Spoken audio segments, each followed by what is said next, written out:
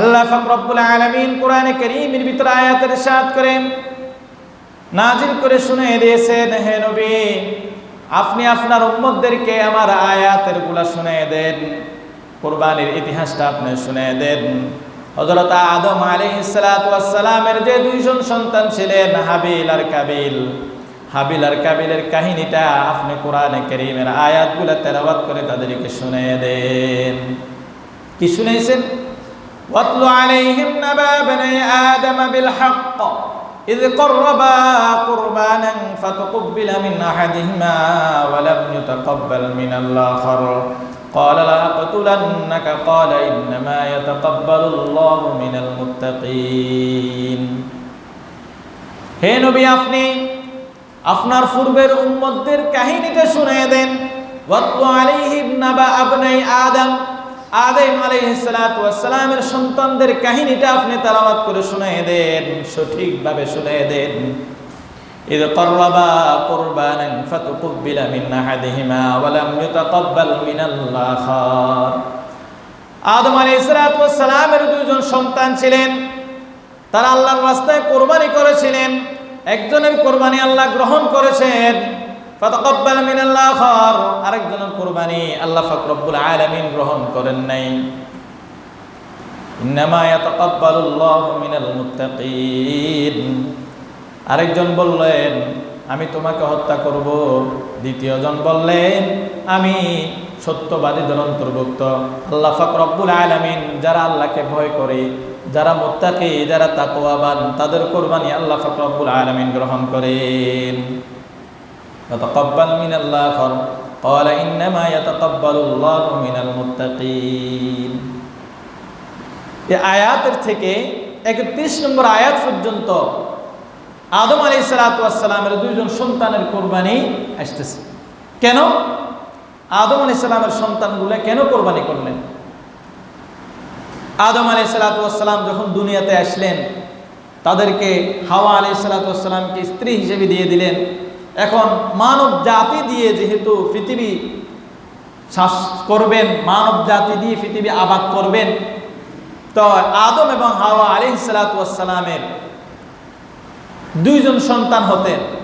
একজন হতো মেয়ে, আরেকজন হতো ছেলে। একসাথে দুইজন সন্তান হতেন, একজন ছেলে একজন মেয়ে। এখন পৃথিবীতে আর কোনো মানুষ নাই। সর্বপ্রথম জন্ম নিল কাবিল, তার সাথে একটা মেয়ে। এরপর জন্ম নিল হাবিল, তার সাথে একটা মেয়ে। এখন এই হাবিল আর কাবিল দুইজনের সাথে যে দুইটা মেয়ে জন্মগ্রহণ করলো, এখন তাদের বিবাহ বন্ধন আবদ্ধ ভাই বোনে কিভাবে সম্ভব? এখন আল্লাহ পাক রব্বুল আলামিনের নিয়ম নীতি অনুসারে আদম আলাইহিস সালাতু ওয়াস সালামকে একটা বিধান করে দিলেন যে তোমার যখন দুইটা সন্তান, প্রথম যে সন্তানটা হয়েছে তার সাথে যে একটা কন্যা সন্তান আমি দিয়েছি, প্রথম কন্যা সন্তানটা দ্বিতীয়বার যে ছেলে সন্তান হবে তার সাথে বিবাহ বন্ধন আবদ্ধ হতে পারবে।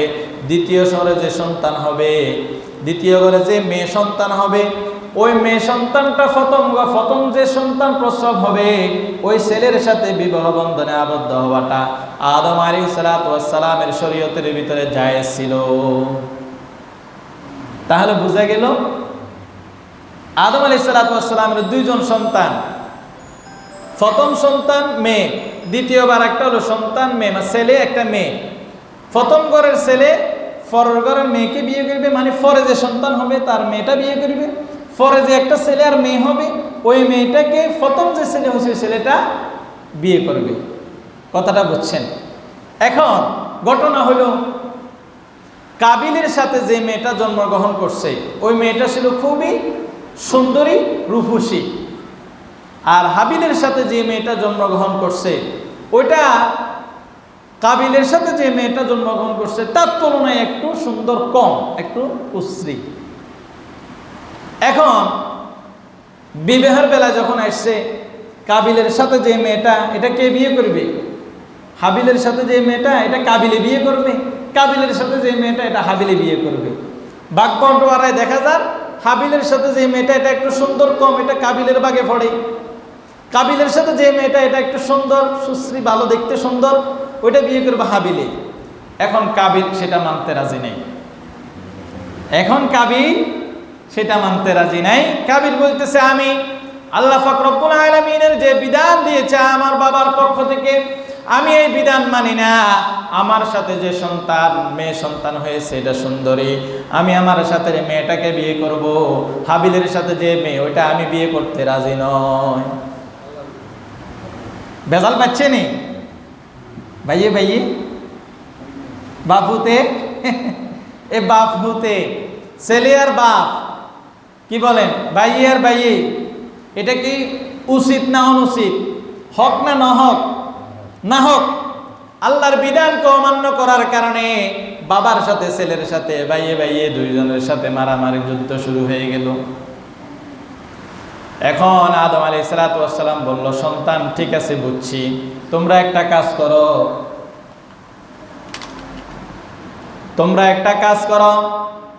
আল্লাহর রাস্তায় কোরবানি করো। আল্লাহর রাস্তায় যদি তোমরা কোরবানি করো, যার কোরবানি তোমাদের আল্লাহ পাক রব্বুল আলামিন পছন্দ হবে, কবুল করবে, তার সাথে ওই মেয়েটার বিবাহ হবে। মানে যে সুন্দরী মেয়েটা বিয়ে করার জন্য চাইতেছে, হাবিল কিন্তু চাইতেছে না, কাবিল চাইতেছে। এখন বলতেছে কোরবানি করো, কোরবানি করলে যার কোরবানি আল্লাহ পছন্দ করবেন, গ্রহণ করবেন, কবুল করবেন, তার সাথে মেয়েটার বিবাহ হবে। এখন হাবিলে পশু লালন পালন করতেন, দুম্বা বেড়া এগুলা লালন পালন করতেন, এগুলার কৃষি খামার ছিল তার। আর কাবিলের ছিল গম, শস্য, বিভিন্ন শাকসবজির, এগুলার চাষ করতো সে, ওগুলার জন্য তার ফার্ম ছিল আলাদা। এখন বাবার আদেশ অনুসারে কাবিলও তার শস্য, গম, যাবতীয় বিষয়গুলা কোরবানি দেওয়ার জন্য একটা পাহাড়ের নিচে রেখে আসলো, মরুভূমির। হাবিল তার বেড়া দুম্বাগুলা লালন পালন করতেন। ওই বেড়া এবং দুম্বাগুলার মধ্য থেকে যেটা তার পছন্দের একটা বেড়া নিয়ে ওই মরুভূমির পাহাড়ের নিচে রেখে আসলেন, আর অপেক্ষা করলেন কার কোরবানির যন্ত্রগুলো আল্লাহ গ্রহণ করে নিয়ে নেই। তখন আদম আলাইহিস সালাতু ওয়াস সালামের কোরবানির গ্রহণ করার জন্য, কবুল হওয়ার জন্য আল্লাহ পাক রব্বুল আলামিনের পক্ষ থেকে একটা আকাশ থেকে অগ্নিশিখা এসে কোরবানির বস্তুটাকে জ্বালাই নিয়ে দিতেন। আর যার কোরবানি আল্লাহ গ্রহণ করতেন না, পছন্দ করতেন না, তার যন্ত্রগুলা, তার বস্তুগুলা ওই পাহাড়ের নিচে পড়ে থাকতো, বোঝা যেত তার কোরবানি গ্রহণ হয় নাই। এখন আকাশ থেকে আল্লাহ অগ্নিশিখা প্রেরণ করার সাথে সাথে হাবিলের যে পশু রাখি এসছে ওটা কি করে দিছে, আল্লাহ জ্বালাই দিছে। আর কাবিল যে শস্য দানা বিষয়গুলা, যন্ত্রগুলা, বস্তুগুলা পাহাড়ের নিচে রাখিয়ে এসছিলেন, এগুলা আপন অবস্থায় রয়ে গেছে, আল্লাহ এগুলা আগুন দিয়ে জ্বালান নাই। তাহলে বোঝা গেল কার কোরবানি গ্রহণ হয়েছে, হাবিলের। কাবিলের গুলা গ্রহণ হয় নাই। এখন কাবিলেরটা তো গ্রহণ হবেই না, কাবিলেরটা তো গ্রহণ হবেই না। এই জন্য আদম আলাইহিস সালাতু ওয়াস সালাম বললেন, আমি মীমাংসা করার পক্ষে সম্ভব নয়, তোমাদের তো জানো আল্লাহর বিধান হলো এমন, যার কোরবানি পছন্দ জ্বালিয়ে নেবেন। তুমি নিশ্চয়ই দেখছো তোমার কোরবানি আল্লাহ গ্রহণ করে নাই, তাহলে তোমার সাথে মেয়েটা তুমি কেমনে বিয়ে করিবা? এখন কাবিল বললেন, আমি এটা মানি না, আমি তোমাকে হত্যা করব। আমি ভাই মানি না, আমি আমার ভাইকে হত্যা করব। কাবিল এখানেও আসি বলতেছেন, সরাসরি দেখার পরেও বলতেছে আমি এটা মানি না, আমার সাথে আমি বিয়ে করব, না হলে আমি হাবিলকে হত্যা করব। লাইম বাসাত্তা ইলাইয়া ইয়াদাকা লিতাকতুলানি মা আনা বিবাসিতি ইয়াদিয়া ইলাইকা লিয়াকতুলাক ক্বালা ইন্নী লা আকতুলান্নাক ক্বালা ইন্নামা ইয়াতাকাব্বালুল্লাহু মিনাল মুত্তাকিন। এখন কাবিল হাবিলকে বলতেছে আমি তোমাকে হত্যা করব। হাবিল চুপ করেছে, কিছু বলতেছে না। হাবিল বলতেছেন, ভাই তুমি যদি আমাকে হত্যা করার জন্য তোমার হস্ত প্রসারিত করতে পারো, আমার বাধা নাই। আমি তোমাকে হত্যা করার জন্য আমার হস্ত প্রসারিত করব না, আমি হাত বাড়াবো না। তবে তুমি আমার গুনাহ এবং তোমার গুনাহ, আমার পাপ এবং তোমার পাপ সবগুলা একসাথ করে তুমি জাহান্নামীদের অন্তর্ভুক্ত হয়ে যাও, তুমি পথভ্রষ্টদের অন্তর্ভুক্ত হয়ে যাও, আমার কোনো সমস্যা নাই। আমার কোনো অসুবিধা নাই, আমি তোমাকে হত্যা করার জন্য আমি তোমার দিকে হাত বাড়াবো না। লাইন বাসাত্তা ইলাইয়া ইয়াদাকা লিতাকতুলানি মা আনা বিবাসিতি ইয়াদিয়া ইলাইকা লিয়াকতুলাক। অবশেষে কাবিল হাবিলকে হত্যা করলো। হত্যা করার পরে এখন ভাইয়ের লাশ দাফন করার মতো জ্ঞান তার নাই। ফাবাআসাল্লাহু রাবান ইয়াবআসু ফিল আরদি লিইউরিয়াহু কাইফা ইওয়ারি সাওয়াতা আখি। একটা কাক আল্লাহ আসমান থেকে পাঠিয়ে দিলেন। পাঠিয়ে দেওয়ার পরে ওই কাক জমিনের ভিতরে তার ঠোঁট দিয়ে মাটিগুলা খনন করতেছে, ঠক ঠক ঠক ঠক করে মাটি উঠাইতেছে। কেন? একটা কাক আর একটা কাককে মেরে ফেলছে। মারার পরে কাকটা ওই যে কাকটাকে মেরে ফেলছে ঠোঁট দিয়া ডানা দিয়া টেনে এনে ওই যে গর্ত করছে ওই গর্তর ভিতরে রাখি দিয়া তাকে মাটি চাপা দিয়ে দিছে। আর কাবিল তার ভাইয়ের লাশটা কাদের ভিতরে রাখিয়া গুড়গুড় করতেছে আর ওই কাকের কাহিনীগুলা দেখতেছে।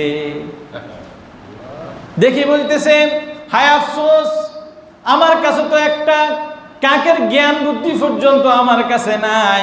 একটা কাক আর একটা কাককে হত্যা করার পরে মাটির ভিতরে ফুতে ফেলার জ্ঞান ছিল, কিন্তু আমি কাবিলের কাছে এতটুকু জ্ঞান পর্যন্ত নাই, এতটুকু জ্ঞানও নাই। এখন সে লজ্জিত, শর্মিন্দা এবং সে প্রকৃষ্টদের অন্তর্ভুক্ত হয়ে গেল। মিরাজিলি যালিক কাতাবানা আলা বানি ইসরাইল। কিয়ামত পর্যন্ত যতগুলা হত্যাকাণ্ড হবে সবগুলা হত্যাকাণ্ডের অংশ কোথায় চলে যাবে? কাবিলের কাছে। এই পৃথিবীর বুকে সর্বপ্রথম রক্তপাত জড়াইছে কে? কাবিলে। কাবিলে অন্যায়ভাবে তার ভাইকে হত্যা করছে।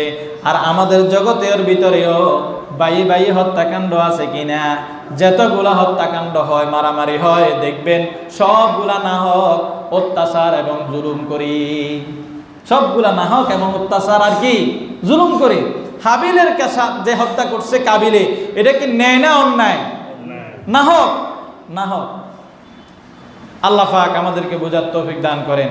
তাহলে হাবিল আর কাবিলের এই কাহিনী দ্বারা আমরা বুঝলাম যে আল্লাহকে ভয় করতে হবে এবং আল্লাহর সন্তুষ্টির জন্য যে কোনো বস্তু কোরবানি করতে হবে। আর আল্লাহর বিধানকে একবারে এক বাক্যে কায়নুবাক্যে মেনে নিতে হবে। আল্লাহর বিধানকে কায়নুবাক্যে মানতে হবে, আল্লাহকে ভয় করতে হবে, আল্লাহর সন্তুষ্টির জন্য যে কোনো কিছু কি করতে হবে? কোরবানি করতে হবে, আল্লাহ রাস্তায় দিতে হবে। আল্লাহ চা না করুক হাবিল আর কাবিলের কোরবানি যেভাবে আগুন আসে জ্বালায় নিছে, যদি ওইভাবে জ্বালায় নিত তাহলে আমাদের কি দশা হতো? আমাদের কোরবানিগুলো যদি আমরা রাস্তার ধারে জমিনে যদি এরকম গরুটা রাখি আসতাম যে আমাদের 7 জনের পক্ষ থেকে গরুটা আগুন আসে জ্বালায় নিব, কি অবস্থা হয়তো সাহেব বলেনছে? আমার মনে হয় গরু লাখে লাখে গরু থাকি যেত, আগুন জ্বালাইতো না, এমন অবস্থা আমাদের।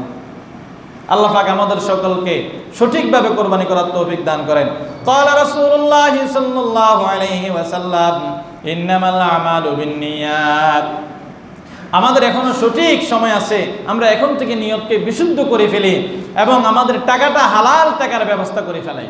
এখন অনেক সময় আছে, হালাল টাকা ব্যবস্থা করে ফেলাই আর আমাদের অংশীদারগুলোকেও হালালভাবে সঠিকভাবে নির্বাচন করে নিয়ে আনি। এটা আল্লাহর রাস্তায় কোরবানি করতেছি। এখন আসেন, এই এক কাহিনী শুনলাম হাবিল এবং কাবিল থেকে শুরু করে আমাদের ইব্রাহিম আলাইহিস সালাতু ওয়াস সালাম পর্যন্ত এই দীর্ঘ সময়ের ভিতরে কোরবানির নিয়ম নীতি সম্পর্কে আমাদের ইসলাম ধর্মের ভিতরে আর কোনো আমরা পাই না। তবে হাবিল থেকে এই পর্যন্ত মানে ইব্রাহিম আলাইহিস সালাতু ওয়াস সালাম এবং ইসমাঈল আলাইহিস সালাতু ওয়াস সালাম পর্যন্ত একটা কাহিনী আবার পাওয়া যায়।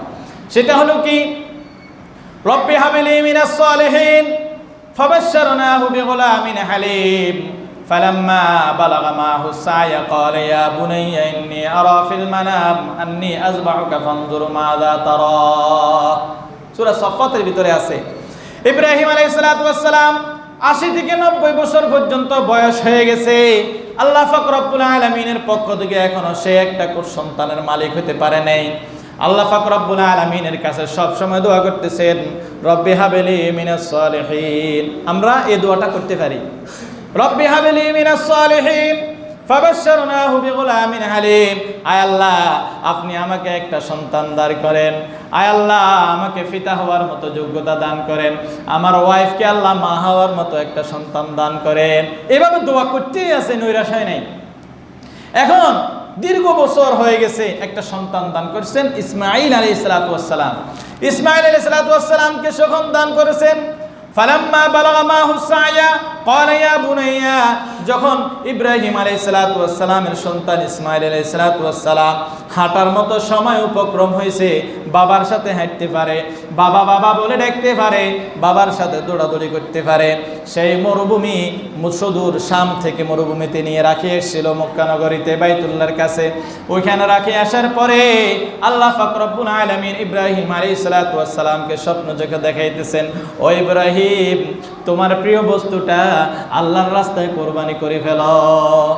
ইব্রাহিম আলাইহিস সালাম দেখলেন যতগুলো পৃথিবীর বুকে আমার আসবাবপত্র আছে, আমার গবাদি পশু আছে, আমার ক্ষেত কামার আছে, ব্যবসা বাণিজ্য আছে, সবগুলো একদিকে, আমার ইসমাঈল আলাইহিস সালাতু ওয়াস সালাম একদিকে, আমার সন্তান ইসমাঈল থেকে প্রিয় পৃথিবীর বুকে আর কিছু নাই। অতএব আল্লাহ পাক রব্বুল আলামিন আমার ইসমাঈলকে কোরবানি করার জন্য বলতেছেন। ইব্রাহিম আলাইহিস সালাতু ওয়াস সালাম তার সন্তান ইসমাঈলকে বলতেছেন, বাবা শোনো, আল্লাহ পাক রব্বুল আলামিন আমাকে স্বপ্ন যোগে দেখাইতেছেন যে আমি আমার প্রিয় জন্তুটা যেন কোরবানি করি, অর্থাৎ আমি যেন তোমাকে কোরবানি করি আল্লাহর রাস্তায়। এখন বাবারে, তোমার হুকুম, তোমার মতামত কি? একথা আর বলে নাই। একথা বলার সাথে সাথে ইসমাঈল আলাইহিস সালাতু ওয়াস সালাম বললেন, ফাবাশশারনাহু বিগুলামিন আলিম ফালাম্মা বালাগা মাহু সায়া ক্বালা ইয়া বুনাইয়া আন্নী আরা ফিল মানাম আন্নী আযবাহুকা ফানজুর মাযা তারা ক্বালা ইয়া আবাতি ফাআল মা তুমার সাতাজিদুনি ইনশাআল্লাহু মিনাস সাবিরিন। আয় আল্লাহ, আয় বাবা, আল্লাহর পক্ষ থেকে আপনাকে যে আদেশ দেওয়া হয়েছে, আপনি আমাকে ধৈর্যশীলদের অন্তর্ভুক্ত পাবেন। বাবা, আপনি আপনার যে স্বপ্ন দেখানো হয়েছে, ওই স্বপ্নটা বাবা আপনি পূরণ করেন। আমার পক্ষ থেকে 100তে 100 আল্লাহ আপনি কি পাবেন বাবা? সাপোর্ট পাবেন। বাবা, আপনি আমার পক্ষ থেকে 100তে 100 সাপোর্ট পাবেন। এখন ইব্রাহিম আলাইহিস সালাতু ওয়াস সালাম তার সন্তান ইসমাঈলকে নিয়ে চলছেন কোরবানি করার জন্য। কোথায়? বর্তমানে যে মিনা আছে, মিনার দিকে যাওয়ার সময় ফতের মধ্যে একবার শয়তানে ধোঁকা দিলেন, যেখানে আমরা হাজী সাহেবেরা ফাতন নিক্ষেপ করেন, এরপরে আবার আরেকটু যাওয়ার পরে শয়তান ধোঁকা দিলেন, 7টা ফাতন নিক্ষেপ করলেন। এরপরে আবার আরেকটু যাওয়ার পরে শয়তানে ধোঁকা দিলেন, 7টা ফাতন নিক্ষেপ করলেন। এখন হাজী সাহেবেরা যদি 11, 12, 13 তারিখও যদি ওই মিনাতে অবস্থান করে, জামরাতে ফাতন নিক্ষেপ করা ওয়াজিব, ফাতন নিক্ষেপ করতে হবে। ইব্রাহিম আলাইহিস সালাতু ওয়াস সালাম শয়তানকে ফাতন নিক্ষেপ করছেন, ওই বিধানটা কিয়ামত পর্যন্ত সকল হাজী সাহেবের জন্য বিধান করে দিয়েছেন। এখন ইসমাঈল আলাইহিস সালাতু ওয়াস সালামকে যখন মিনাতে নিয়ে গেছেন, সর্বশেষ ওখানে নিয়ে যাওয়ার পরে বলছে, বাবা আপনি আমাকে সিট করে না শোয়াইয়া উফুত করে শোয়ান, যাতে আমার চেহারা আর আপনার চেহারা মুখোমুখি না হয়। এখন দেখেন, বাবা সন্তানকে শোয়াই দিতেছে, আল্লাহ রাস্তায় কোরবানি করতেছে। কোন সন্তান? যে সন্তান প্রায় 80 থেকে 90 বছর বয়সের ভিতরে আল্লাহ দান করছেন। আর কখন? যখন আব্বু আব্বু ডাক শোনার মতো একটা বয়স হয়েছে, বাবার পিছনে পিছনে দৌড়ানোর মতো একটা বয়স হয়েছে, ওই সময় কোরবানি করার কথা বলতেছেন। এটাকে মানা যায়? এটাকে সহ্য করা যায়নি। কত বড় পরীক্ষা! তাহলে এক কোরবানির ইতিহাস পাইলাম, হাবিল আর কাবিল, আদম আলাইহিস সালামের 200 সন্তান থেকে। আরেকটা কোরবানির ইতিহাস পাইতেছি আমরা কোথায়? ইব্রাহিম এবং ইসমাঈল আলাইহিস সালাতু ওয়াস সালামের এখানে। এখন ইব্রাহিম আলাইহিস সালাম ইসমাঈলকে কোথায় নিছেন? মিনাতে। কোথায়? মিনাতে। এখন কিভাবে কোরবানি করবেন, ওই জায়গাতে কি আসলো, আমরা ইনশাআল্লাহ সামনে যুগায় আল্লাহ যদি হায়াত বাঁচা রাখে আমরা শুনবো।